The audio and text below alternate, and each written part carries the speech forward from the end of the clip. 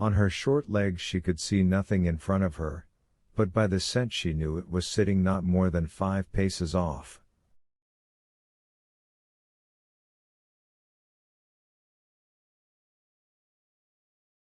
She stood still, feeling more and more conscious of it, and enjoying it in anticipation.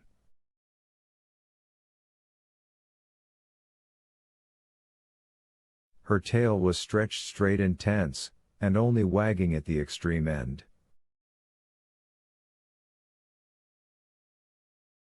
Her mouth was slightly open, her ears raised. One ear had been turned wrong side out as she ran up, and she breathed heavily but warily, and still more warily looked round, but more with her eyes than her head, to her master.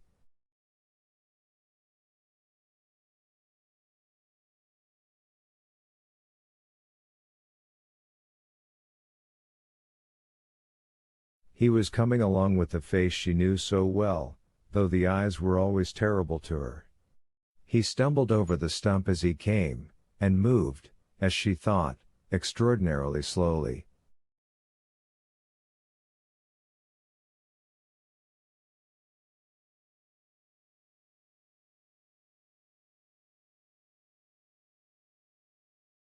She thought he came slowly, but he was running. Noticing Laska's special attitude as she crouched on the ground, as it were, scratching big prints with her hind paws, and with her mouth slightly open, Levin knew she was pointing at grouse, and with an inward prayer for luck, especially with the first bird, he ran up to her.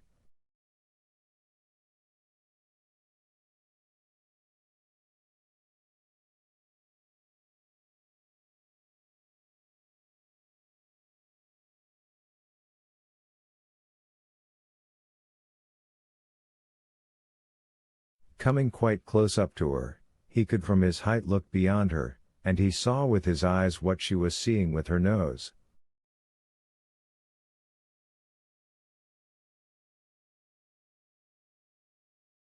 In a space between 2 little thickets, at a couple of yards' distance, he could see a grouse.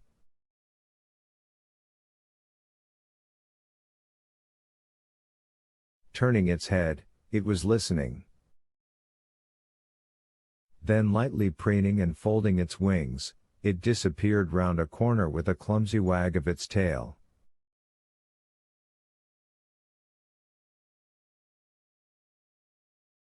"Fetch it, fetch it!" shouted Levin, giving Laska a shove from behind. "But I can't go," thought Laska. "Where am I to go?"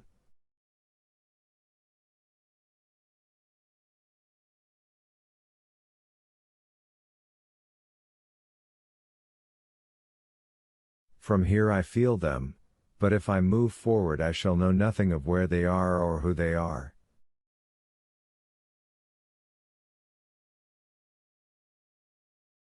But then he shoved her with his knee, and in an excited whisper said, "Fetch it, Laska." "Well, if that's what he wishes, I'll do it, but I can't answer for myself now," she thought, and darted forward as fast as her legs would carry her between the thick bushes.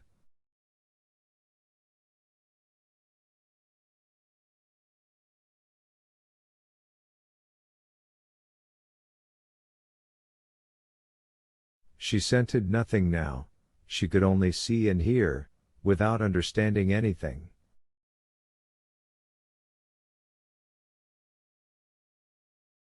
"10 paces from her former place a grouse rose with a guttural cry and the peculiar round sound of its wings.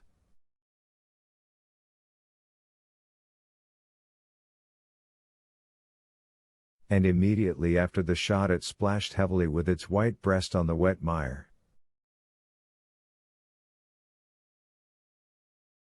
Another bird did not linger, but rose behind Levin without the dog.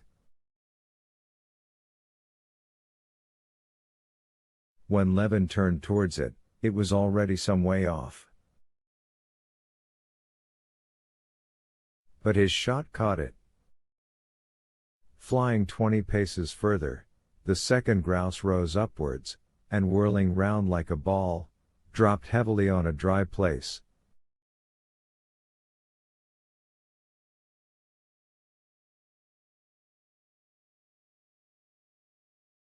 Come, this is going to be some good, thought Levin, packing the warm and fat grouse into his game bag.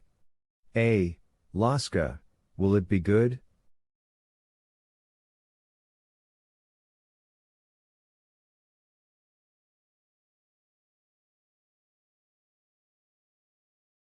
When Levin, after loading his gun, moved on, the sun had fully risen, though unseen behind the storm clouds.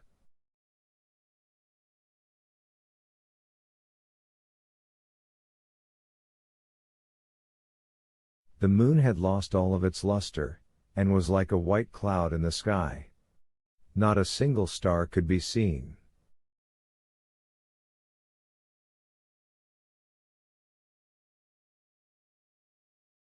The sedge, silvery with dew before, now shone like gold.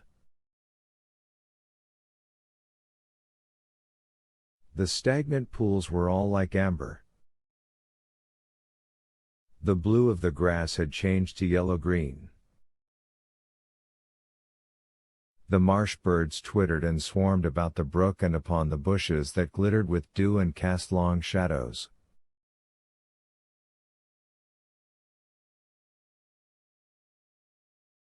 A hawk woke up and settled on a haycock, turning its head from side to side and looking discontentedly at the marsh.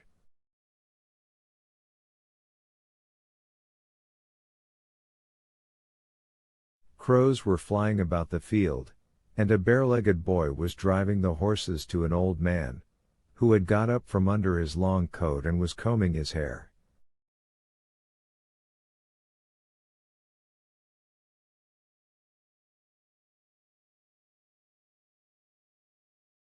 The smoke from the gun was white as milk over the green of the grass.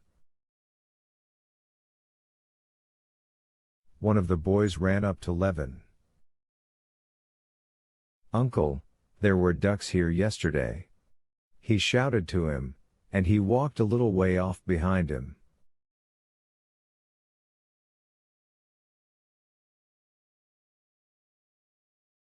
And Levin was doubly pleased, in sight of the boy, who expressed his approval, at killing 3 snipe, one after another, straight off.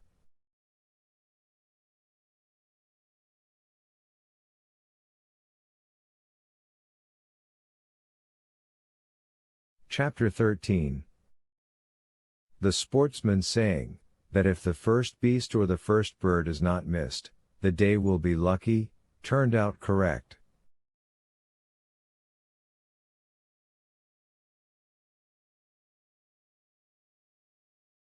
At 10 o'clock Levin, weary, hungry, and happy after a tramp of 20 miles, returned to his night's lodging with 19 head of fine game and 1 duck, which he tied to his belt, as it would not go into the game bag.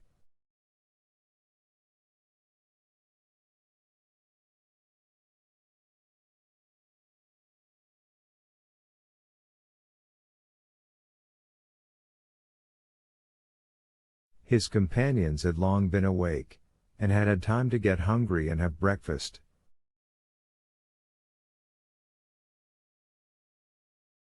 Wait a bit, I know there are 19, said Levin, counting a second time over the grouse and snipe, that looked so much less important now, bent and dry and blood-stained, with heads crooked aside, than they did when they were flying.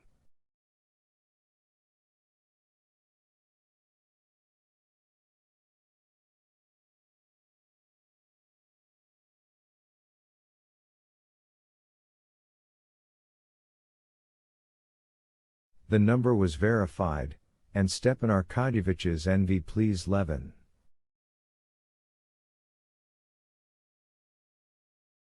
He was pleased too on returning to find the man sent by Kitty with a note was already there.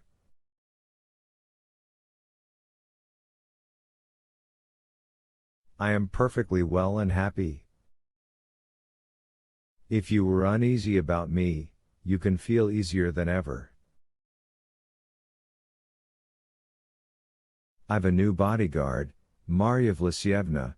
This was the midwife, a new and important personage in Levin's domestic life.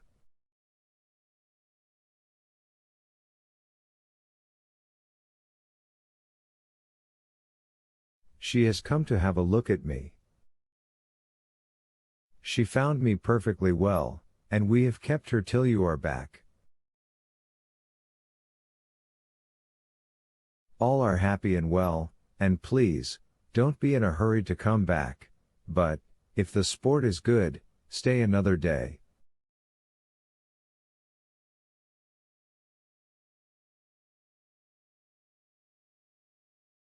These two pleasures, his lucky shooting and the letter from his wife, were so great that two slightly disagreeable incidents passed lightly over Levin.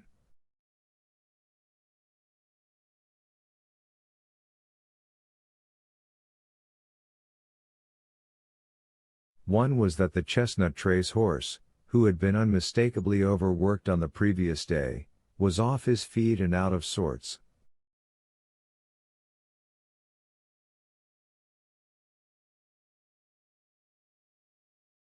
The coachman said he was overdriven yesterday, Konstantin Dmitrovich. Yes, indeed. Driven 10 miles with no sense.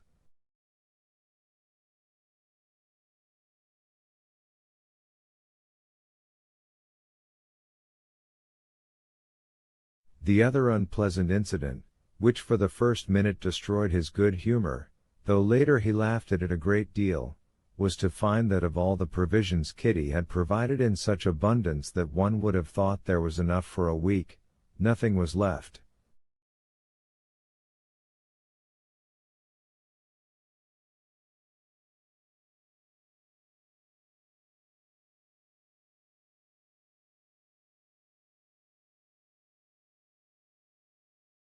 On his way back, tired and hungry from shooting, Levin had so distinct a vision of meat pies that as he approached the hut he seemed to smell and taste them, as Laska had smelt the game, and he immediately told Philip to give him some.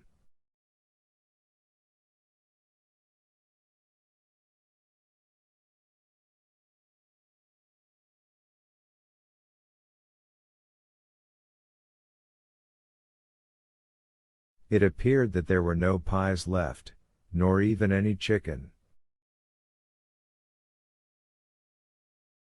Well, this fellow's appetite, said Stepan Arkadyevitch, laughing and pointing at Vasenka Veslovsky. I never suffer from loss of appetite, but he's really marvelous.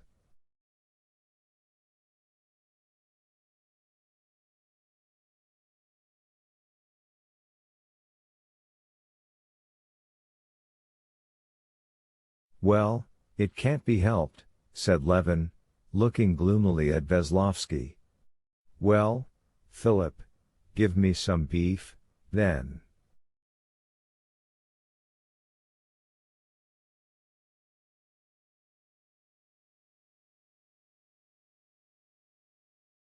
The beef's been eaten, and the bones given to the dogs, answered Philip.